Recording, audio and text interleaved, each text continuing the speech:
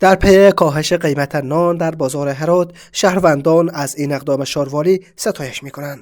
مسئولان اداره محلی هرات میگویند قیمت نان نظر به کاهش قیمت آرد تنزیل نموده است.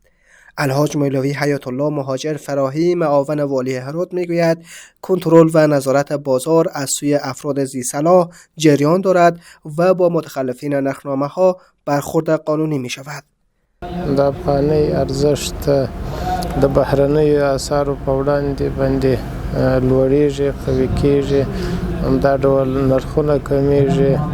د هرات محلي اداره تر ډیره پورې هڅه او کوشش کوي چې شیان په مناسب قیمت باندې خپلو هیوادوالو ته وړاندې کړي. اوس چې د وړو قیمت کښته شوی، طبعا د ډوډۍ قیمت به هم ورسره کښته کیږي او د هرات ښاروالي او نور اړوند ادارات د بازار سره مسلسله څارنه لري.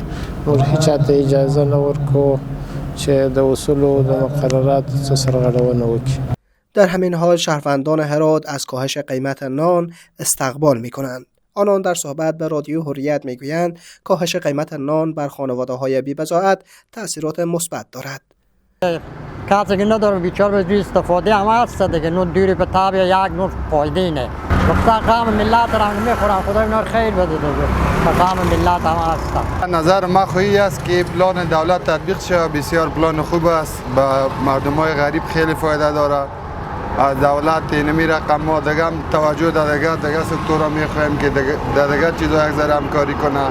در نرخ‌های مواد غذایی، در نرخ‌های مثلا روغنیات اینیا را به مردم یک ذره آرام بسازه.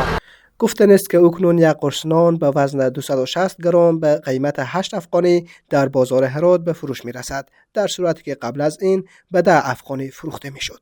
اسماعیل صفا، رادیو حریت، هرات.